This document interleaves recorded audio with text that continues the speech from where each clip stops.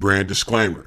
The views and opinions expressed by individuals on this platform, the callers plus invited guests, are their own. The information you hear does not reflect the overall views of all parties associated with this brand. We encourage everyone to research all things heard live or via archive for edification purposes. Discretion is advised.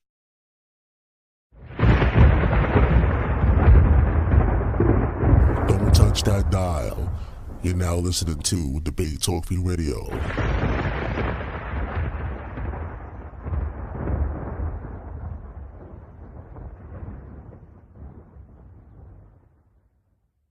Help keep the show on the air. If you want to help, you can send your donation to PayPal. The email is debatetalkforyou@gmail.com or through Cash App, $SALSHOWTIME.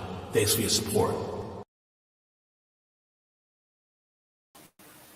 Peace, peace, peace. What it is, it's your brother Tyvon Swainell, a.k.a. the Orthodox Moor, a.k.a. the Seven Pillar Saracen. Coming at you on this Friday evening. I hope y'all had a good week, man. It was an interesting week for me. Been a lot of back and forth, a lot of interesting conversations and whatnot. A lot of topics to talk about. Let me play this right quick. But yeah, I wanted to talk about a couple of topics in particular tonight. I wanted to talk about the Limba migrations because we recently had Brother Kohen Hamandishe from the Lemba tribe on for a good interview. I linked that interview down in the description. I also linked the interview with him and Sister E. I also put his Facebook and also his monetary information so you can donate to his ministry also in the description. And just so I can refresh everybody on that, there's his information in terms of his Facebook and website.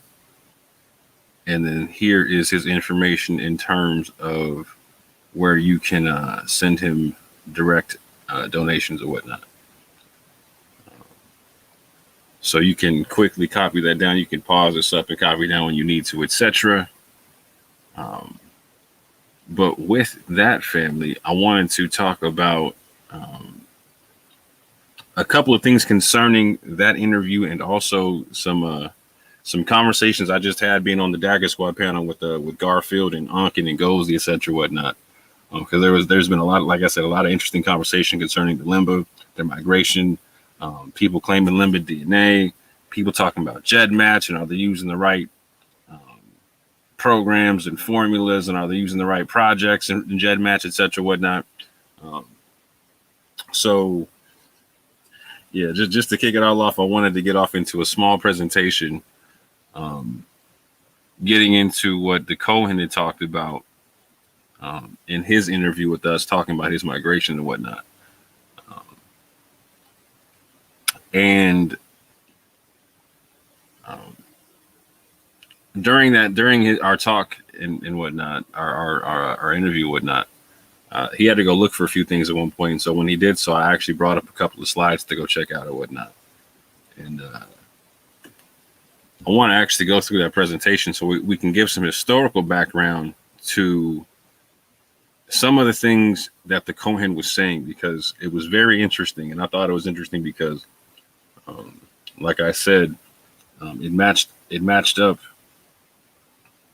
with some things I've been reading in a book that recently came out by Sister Dana Marniche Reynolds.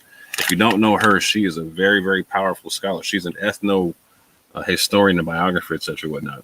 And she has works in the golden age of the Moors and whatnot, etc. with Ivan Van Sertima, where she does an ethno history of the Moors there, which is fantastic, which eventually I'll talk about and how it ties into this conversation with the Kohen. But the sister also came out with the book. Let me see if I got a picture of it in this StreamYard or not. Let me double check, family. Let me double check for you real quick. Where do I have that picture?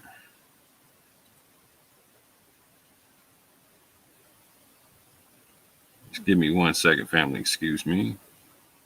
I'm trying to find a picture I have. I might not have uploaded it. My fault. But getting back to it. There it is. So she wrote, an ethno history of the Moors and the golden age of the Moors. But she just recently came out with this book here, The African and Arabian Origins of the Hebrew Bible, by Sister Dana Reynolds Mardici. And what's interesting about that is she says a lot of things that, again, like I say, confirm what the Kohen has said when the Kohen came on the program and whatnot. He said that they migrated from Israel to Yemen, and then from Yemen to Mozambique, and then from Mozambique to Zimbabwe. And so, real quick, I just wanted to give some historical credence to what the brother was talking about. So I'm gonna share my screen right quick. There we go. Yes, y'all can see the screen. That's what's up. Let me make this a bit bigger. And we got the Lemba, the people of the dub, from Babylon to Yemen. Again, when you hear him talk, in his interview with me and his interview with Sister E or whatnot, he gives, and also with other videos he has on the internet and whatnot, he gives some breakdown scripturally for what he's talking about and whatnot. So first off, this is Ezra 10:3. Now, therefore, let us make a covenant with our God to put away all the wives. And this is when the Israelites were coming out of Babylon and whatnot, right? He talked about the fact that their migration began from this point, and that they were ousted because they were people who had married foreign wives, foreign women and whatnot, right? And so the children and the wives were put away. So he gives some scriptural background for that. So Ezra 10:3. Now, therefore, let us make a covenant with our God to put away all the wives and such as are born of them, according to the counsel of my Lord, and of those that tremble at the commandment of our Lord, and let it be done according to the law. And then Ezra 10:5, it explains, then arose Ezra and made the chief priests, the Levites, and all Israel to swear that they should do according to this word, and they swear. So the Kohen talked about a large population of the Levites being sent away and whatnot, and that some of them were fully grown and even older than he was, and maybe in their 70s because they've been in captivity for many decades, etc. and whatnot. So he's saying that the migration begins with them being cast out because of the Levites marrying foreign women, etc. and whatnot. And so the children of those foreign women and the foreign women themselves were cast away. We're going further. And these had taken strange wives, and some of them had wives by whom they had children, etc. whatnot. Like I was just saying, Ezra 10:44. But I wanted to back this up again with some of what I've been reading in this new book from Sister Dana Mardici, again, The African and Arabian Origins of the Hebrew Bible.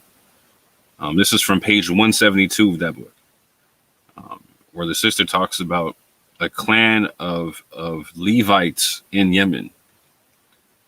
So real quick, the 9th century. Let me fix this real quick. Pardon the typo, but the 9th century Persian Yemenite Wahab ibn Munabi was Jewish, spoke of the lineage of Banu el-Harith, the Banu el-Harith tribe, from whom came several of the more recent Zakhran tribes of Asir. Wahab wrote of the priestly line of Eleazar. He is Elias bin Yasin bin Finhas bin Al-Izar bin Harun bin Imran. Allah sent him to the children of Israel after his Calor, Ezekiel, peace be upon him. And so, just so you understand, this would be Phineas or Finhas. This is the Arabic for that. Al-Itzar, this would be the Arabic for Eleazar. So this is Finhas, the son of Eleazar, and this is Harun. This is how you say Aaron or Aaron in Arabic. So this is Phineas, the son of Phineas, the son of Eleazar, the son of Aaron. Again, this is also saying the son of Imran, which is this is the Arabic way of saying Amram, the father of Aaron and Moses, etc. So again, they're saying that a Persian Yemenite Jewish person from the 9th century recorded a group of people who claimed that their descendancy was from this priestly line of Eleazar.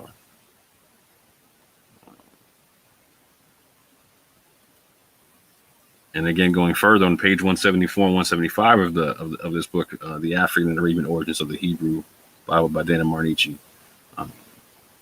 It says these Banu el Harith, also bin Ka'ab or Ba'al Harith, according to Al-Hamdani's description of Arabia, were a branch of the Eleazar or Al-Itzar, which belonged to Azd, and this lineage is in fact again, same thing. I'll say this in English so you understand it. So Eleazar, son of Aaron, son of Imran. So Al-Itzar bin Harun bin Imran. The same concept. So you have a people claiming to have a Levitical lineage in Yemen. The tribe of Banu el-Harith or Ba'al Harith mentioned in modern maps are located in the vicinity of the Shabwa region of Hadramaut in Yemen, not far from a district called Jardan, where the tribes of Mansur or Manasseh and Nimrah are found. Again, these are people you can find these are names you can find in the Bible, etc. But this area of the Hadramaut, this is where Sinna is located, where Kohen said.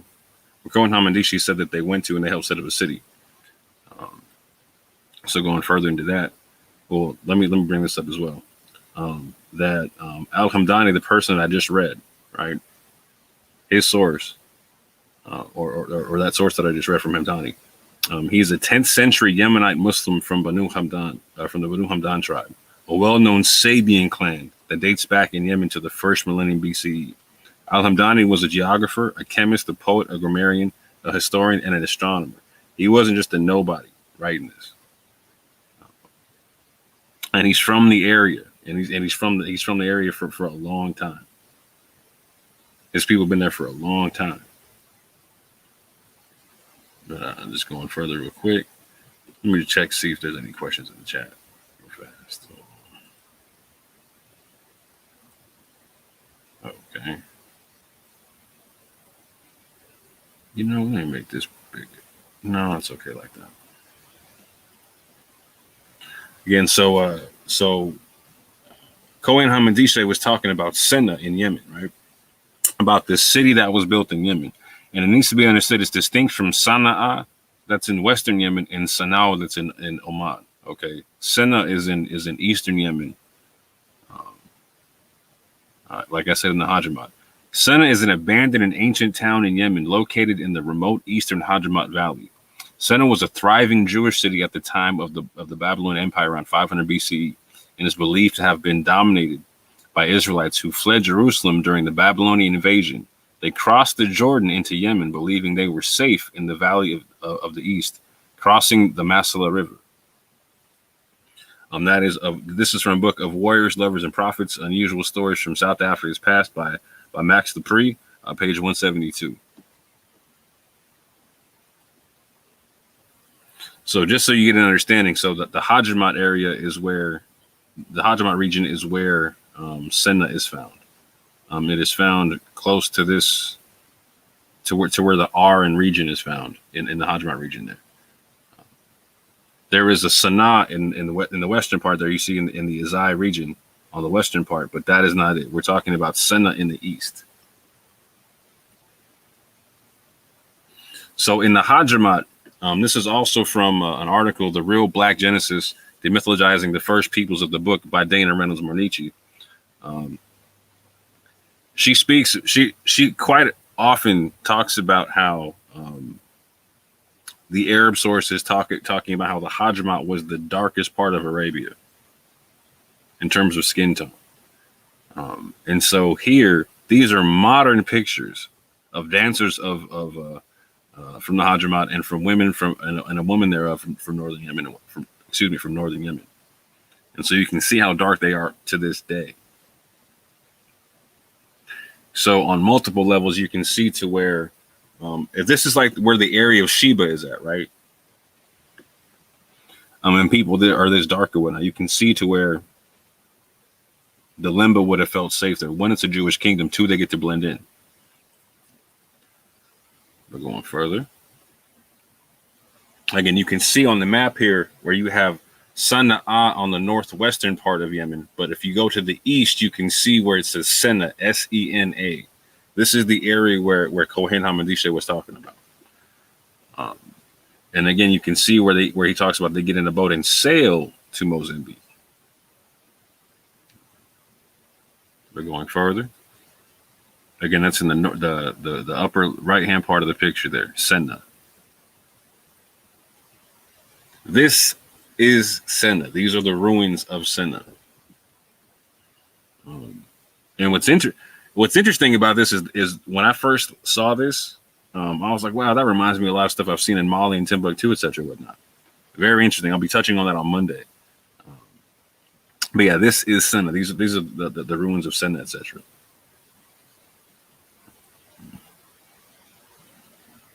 And this was a map that the Kohen talked about, to where he said he was talking about how Lemba was near the land of Moab, etc., and that they were surrounded by the Moabites, etc. and whatnot. I thought that was extremely interesting. But yeah, there was something that came out in the interview that I thought was also interesting, in the sense to where in the interview he had with me and the interview he had with Sister E, he also talked about he believed that there were Lemba that ended up in the transatlantic slave trade, that they went from East Africa and ended up into the transatlantic slave trade some way, shape, or form. And what's interesting about that is I recently just did a video on my channel, MX Ministries. Go check that one out. You can go check out my other channel, The Orthodox More, as well. And on the channel MX Ministries, I did another presentation to where I showed I actually showed an East African slave trade, or excuse me, East Africans being taken to the West. A lot of people don't know about this. And it's something that I recently came across. As a matter of fact, having done some research on the Limba and having talked with Kohen, because he sparked me to actually do some research on this. So when I delved into it, I found a couple of things.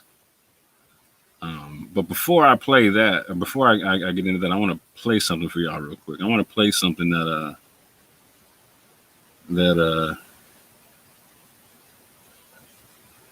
I just encountered dealing with the Dagger squad. Hold on right quick. So I was on the Dagger squad earlier on the panel and talking about the Limba and then talking about DNA, etc., whatnot. So I'm going to play a couple of their clips right quick, and then I'm going to give this small little presentation. So here we go. That's fair. The Orthodox More, you up? What you got to say, brother? Yeah, real quick. I just wanted to ask you a couple of questions on your position on Israelites in West Africa and then the Limba overall. All right, hold on. We're going to get to that. We're going to get to that. Hold on a second. Me and Engel, we have a section for you. Right now, we need. I got a quick question for Ngozi real quick, so I can understand what he was saying. All right, go ahead. So, just so I understand, for the people who are Israelite in America claiming that they're connected to the Limba, you're saying that's not correct in the sense that when their DNA connects to their Bantu to the Limba Bantu DNA, not the Semitic DNA within the Limba, correct? Yes, partially right. Partially, it's more to partially it. Right. Correct. There's more to it than that. Yes. Okay. You could tell that you actually understand. I respect that question. I respect that. But we gonna talk about. He said it earlier. But Ngozi, I gotta slow you down on the video, man. I gotta do a for real. Yeah, because you already said it. You already answered all of that. You know what I'm saying? Yeah, hold on. So I got that question in, and then I got to get these questions in as well. So so check out this answer by Garfield right quick, and Ngozi.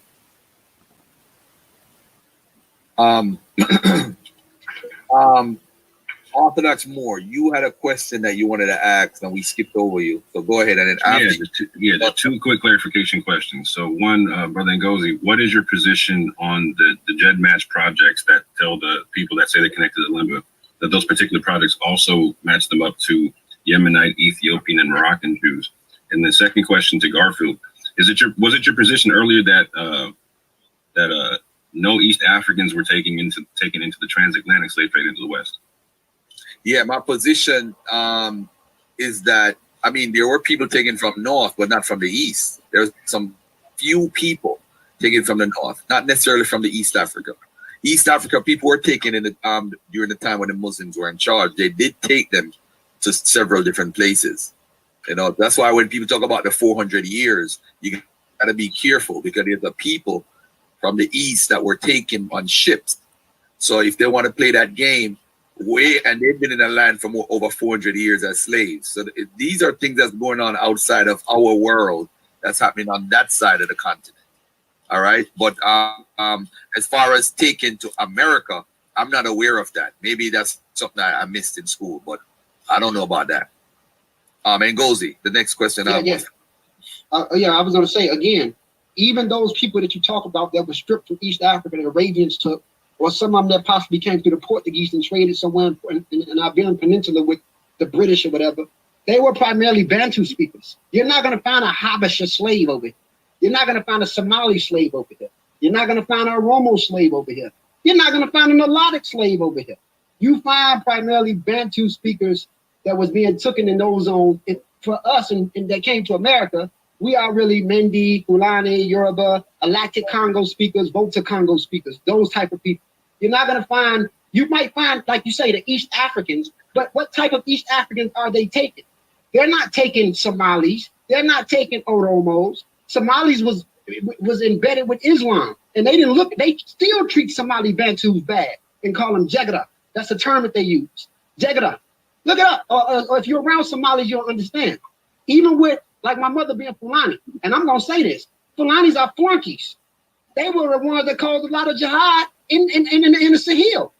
So what I'm saying is that you gotta look at the mindset of what was going on with people in Africa at that time. So even if you're talking about East Africans that was taken, that's not talking about Habesha, Oromo, or Somali. You're talking about Bantu speakers that was taken. Bantu speakers. Even the ones that went into Zanzibar, who Al-Jahiz was a descent of, in Arabia, that went over there in Baghdad or whatever. Those were people that was Bantu speakers. Those were Bantu speakers, the Zaj. So what was your position on the Gedmatch projects? Okay, now with Gedmatch, you got to be careful with Gedmatch. You got to be careful because what Gedmatch do is you take a DNA test through 23andMe Ancestry and take your raw data and upload it. And it shows you the population that you have close affinities to. What part of the DNA that's been abstracted or taken away through the raw data when it reads your overall autosomal DNA composition? What connects you to Yemen and certain parts of Ethiopia is talking about the African part. It's not talking about the Middle Eastern part. The brother talked about earlier when brother Garfield was reading from the abstract, you find the sub-Saharan African component over there in the Middle East. We talked about that. Where did it come from? It comes from, a lot of it comes from the slave trade that was when they were importing sub-Saharan African women. And you also have an early L3 branch that went over there. And even with the Ethiopian Jews, the Falasha Jews aren't even really, when they looked at their genetics, they're not even really Semitic. They're not really Eurasian. They're not as much Eurasian as the Habeshan. You get what I'm saying when you look at their genetics? So the Falasha Jews, when you look at that mitochondrial DNA, you find a lot of the mitochondrial DNA in East Africa that you find in West Africa. So the part of the DNA that's similar to Yemenese people is talking about the African component. It's not talking about the Middle Eastern component. Now, and if you use Ethio-helix on Gedmatch, it abstracts the African component. Now, when you go into the European part of Gedmatch, they go back into your Neolithic components through Europe, which links you to the Middle East. So like your British blood, let's say you're 23% British. What makes up a British person? Europeans are phases of three group populations that came together to see the Europeans that we see today. Mesolithic Europeans, Neolithic Europeans that came out of Anatolia, and the Yemenis that came from the Russian steppes who brought the Indo-European language. If you go further into your British DNA, you're going to find ties to the Anatolian area or the near Caucasus. You're also going to find ties with ancient Mesolithic Europeans. So Gedmatch goes further back in time into your DNA as it takes your raw data. It goes further back in time to read the affinities that you have with certain people that exist in ancient times. So you got to be careful and learn how to, understand how to read Gedmatch and what's going on. It goes back to the Limba real fast. Watch this. You know, we talked about this many moons ago, how males from Middle Eastern population migrated in Africa, took themselves African wives. So right there, the Limba discount y'all with the original Hebrew thing again. Yep. It's again, look at the genetic studies. They show you that these males, right, came from the Middle Eastern population. Came from the Middle Eastern population. This is not confusing. This is clear. And now the genetic studies, you know what I'm saying? They even may dispute that. But anyway, it still does not support that the sub-Saharan Africans, right, are the original nomadic people that you find in the Middle East. Simple, bro. Like, man, y'all, boy, they trying to get sophisticated. It goes. They try. That's why they gotta play. You gotta be careful with E1B. They like to play with E1B, and they don't even understand what's going on. Look, 36% of Greek men is a branch of E1B, E1B1B, and they are a branch of EM78, which is EV113 that developed in the Balkans. Are they us? No. You can look it up. So just because you see E1B anything doesn't mean it's you. It doesn't mean it's you. I'm gonna blame you, Gozy. I'm gonna blame you, bro. I'm gonna blame you. I want to know. You didn't give it the rest of the class. You know, they didn't get the rest of the class show.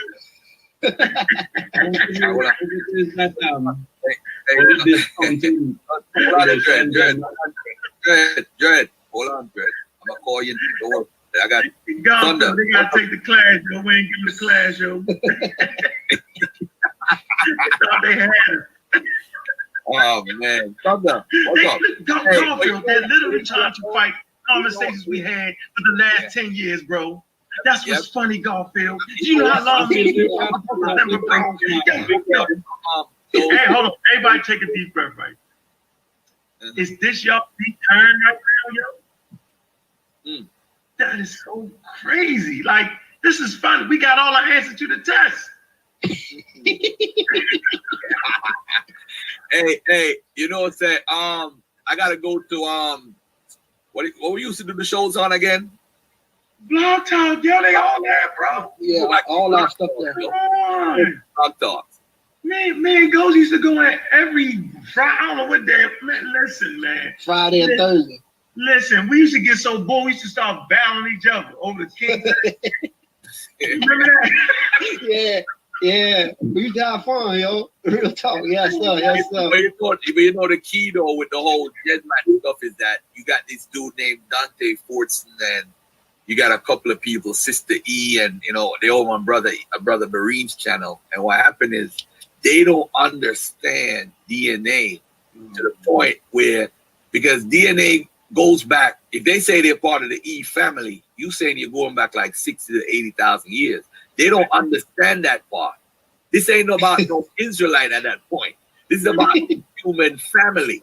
And I think this is what I told the dude that came on this morning. That's, yo, bro, take away your religion and take away your bias, and let's have a straight up conversation on the evidence. He couldn't do it. He couldn't hold it in.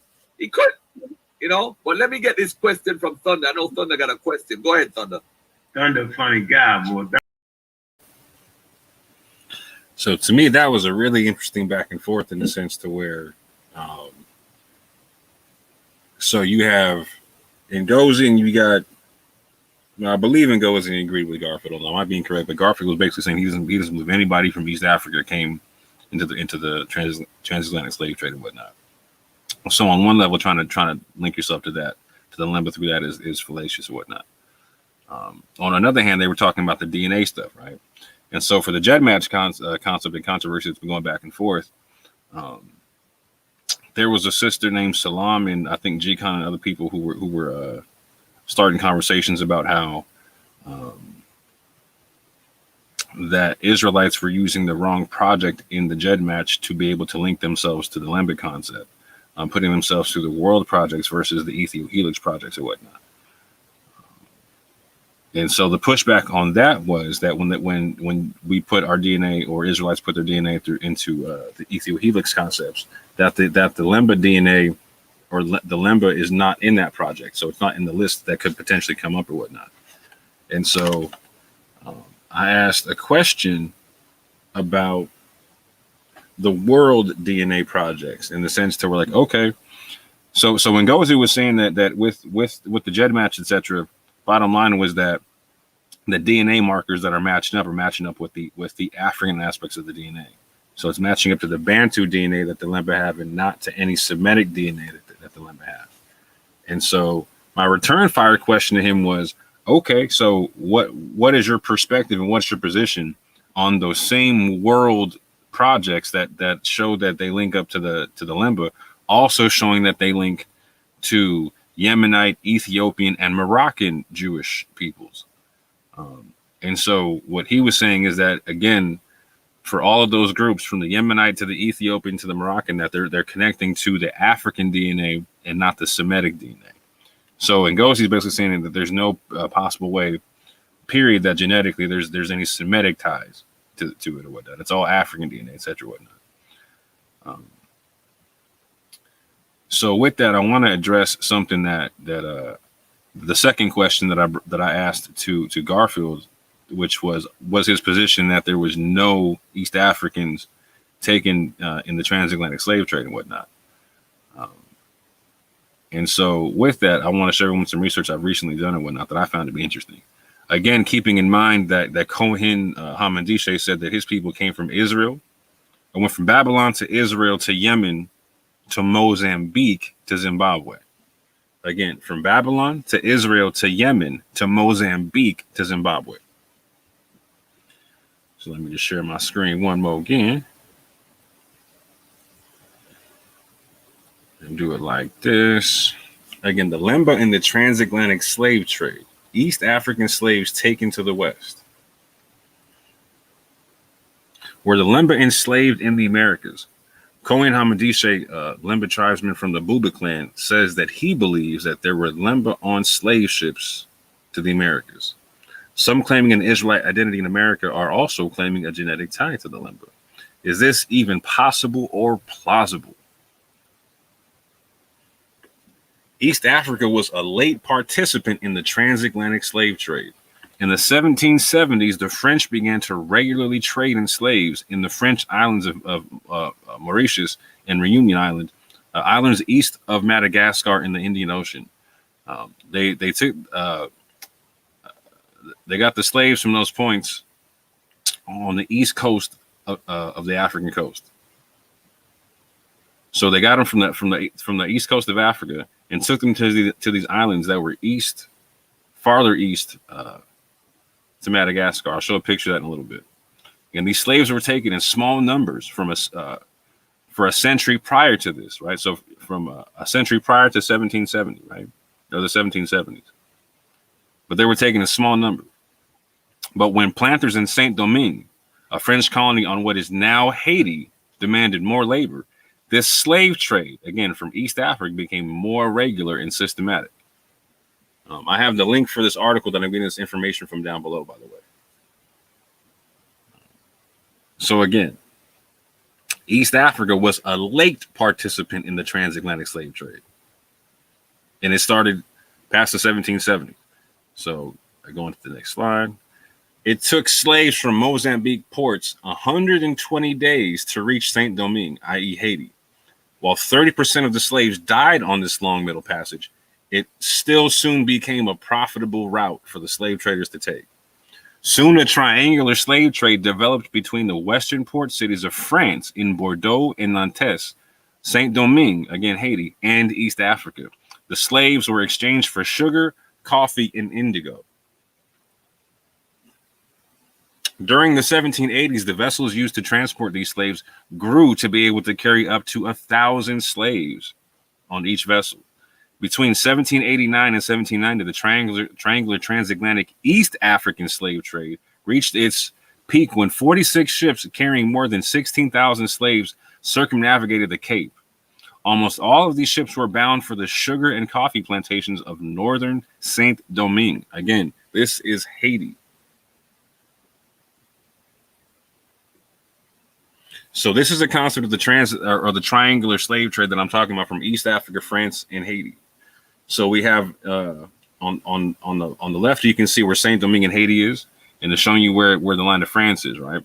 So we go to France on the top right, and you can see where the ports of Bordeaux and Nantes are, where I just read from. And on the bottom right, you can see where Mozambique is. Then you go to the east of that, to the right, you see Madagascar. From the right of that, you see Mauritius. That's one of the islands I was talking about that they were sailing them from. So they take them from Mozambique. This is a trip. And sometimes they would take them to Mauritius, and then they would sail them around the Cape. And then they would sail them around the Cape. And this is the French doing this. This is a French trade. So we were all taught about a triangular slave trade in a whole nother spot, right? This is a French triangular slave trade going to East Africa and the Caribbean that we were never taught about in schools. But going further, many of the slaves that were taken from the coast of Mozambique had been seized or sold from deep within the interior of East Africa. It took, the Kohen Hamandishe said that the Lemba came from Yemen and went to Mozambique. And so Mozambique is the area where these slaves are being taken from, and also farther into the interior. Farther in the interior of Mozambique is Zimbabwe. Hold on, let me see if you can see that off the last picture. I'm not sure. Yeah, you can see it right there. Mozambique, then Zimbabwe. That's the interior from Mozambique. So Kohen Hamandishe also said whenever they traveled somewhere, people didn't they would leave some people behind, and they would lose contact and whatnot. So you had people in Yemen, you had people in Mozambique, and people in Zimbabwe that were all Limba populations. But going further, it took 35 days to make it from Mozambique to Cape Town in South Africa. They're taking a roundabout way of getting there, right? Slaves thought not strong enough to make the journey to Saint-Domingue were sold in Cape Town. In some cases, all the slaves were sold at the Cape. This is where it gets even more interesting, right? Here's where we have artifacts that back this up, right?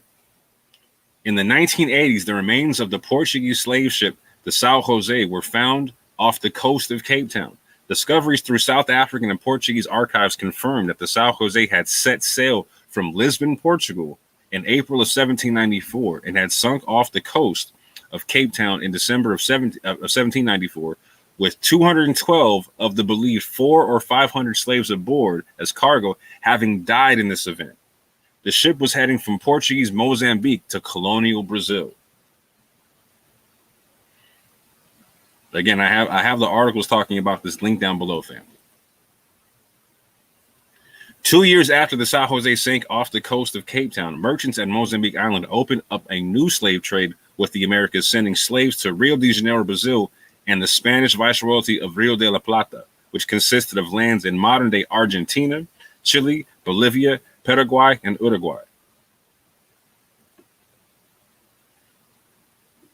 So this is where the Portuguese did, right? So the Portuguese took them from Mozambique and took them to Brazil, and then took them to Bolivia, Paraguay, Uruguay, and Argentina. All that blue was one land called Rio de la Plata. That was Spanish land. The Spanish Viceroyalty. So far we have the French and we have the Portuguese taking slaves from Mozambique and the interior of from thereof to Haiti, to Brazil, and to all of those countries in South America, in what was then Rio de la Plata, in Bolivia, Paraguay, Uruguay, and Argentina, in Chile, I believe is what it said. Again, now this is from a Smithsonian article. Again, the history of the São José slave ship and the site thereof. So the picture on the right is the actual site that this is a picture from this article where they were diving to go check out this site. The São José was one of the earliest voyages of the slave trade between Mozambique and Brazil, a massive trade in human beings which continued well into the 19th century. More than 400,000 East Africans are estimated to have made the journey between 1800 and 1865. This is just between the Portuguese taking slaves from Mozambique to Brazil. Just that. This doesn't even include the French taking slaves. This number 400,000 doesn't even include the French numbers.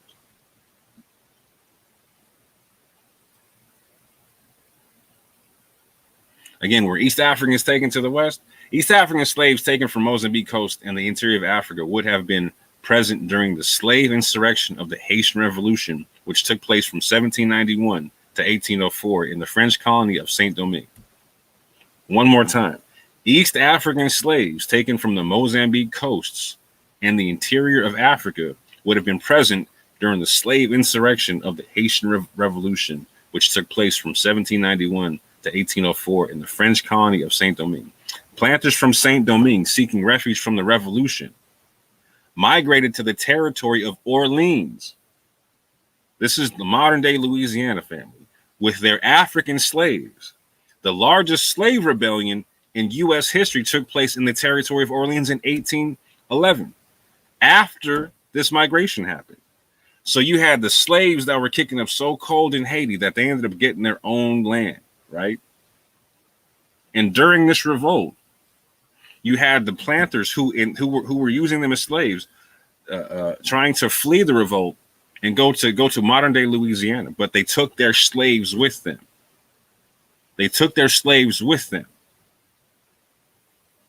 And after having migrated to Louisiana, again, the biggest slave revolt in American history takes place there. Now, I'm not saying it's connected to the Limba. I'm just saying it's interesting how there is a connection with these particular revolutions and these particular slaves, and how many of them come from East Africa, etc. How many of them come from East Africa? What's also interesting is when you actually check out the DNA of people from Haiti and whatnot, they have a large percentage of DNA that comes from Southeastern Africa. So a lot of my brothers and sisters here in America, they're testing it at high percentages, like from 10 to 15%, etc., with the Southeastern Bantu DNA genetics and whatnot, right? And again, when they take these DNA tests, Lemba and other people in East Africa are not in the charts, are not in the system for them to come up for their DNA to show Lemba like on like the 23andMe's and the Ancestry DNAs, etc., whatnot, right? However, when they plug him into Gedmatch, the Gedmatch is like, no, you actually rock with the Limba a bit. You know what I'm saying? So again, what's interesting about that is they have DNA that's only 10 to 15% Southeastern African. In Haiti, go check out the DNA test online, fam. You got people from Haiti pulling up over half of their DNA coming from Southeastern Africa, or up to half, something like that, like 40 to 60%, something of that range, right? Either or, it's nuts. It's of a high level, which makes so here's this migration makes sense, right? It's very plausible and possible that you have a population coming in from East Africa into Haiti, right? So they're going to have a large percentage of East African DNA currently still. If that population was taken to the Americas, like Louisiana, etc., whatnot, right? Mississippi, etc., all them type of places, right? Then it stands to reason over time that they're going to have less DNA or less of the East African DNA that the people of Haiti do, right? But it stands to reason that they're still going to have a decent percentage of East African DNA. So again, from what I understand, they're not saying that the people who are claiming Limba genetics, they're not saying that everybody's Limba, but they're saying that there are people, there's a pocket of people who are testing to have genetic ties to the Limba. And it seems as though there is a plausible migration and enslavement that would have them going from East Africa to the Americas, not having to go through Central Africa into West Africa, but completely bypassing all of that and going straight to the Caribbean and then further into the Gulf of Mexico, etc. And not only that, being taken to Brazil, Argentina, Bolivia, Chile, Uruguay, and Paraguay, to the tune of over 400,000 in that area. So again, were Limba enslaved in the Americas? I honestly don't know. Further genetic testing would need to be done to conclusively answer that question. But is this even possible or plausible? 100% yes, it is very much so, given that the slave trade done by the French and others from Mozambique to the Americas had a large population of people coming over this way. And not only that, they went to places in the Caribbean. So again, it also needs to be understood at one point when the slave trade was cut off in the West, that they just traded slaves from within the West. So even from Brazil and in the Spanish viceroyalty and whatnot, you still could have had slaves that ended up here. And that gets even trickier, right? So is it possible and plausible? 100%. And there's a bunch of viable routes that need to be investigated, and falsified or proven. Let me see if I got anything more on this. No.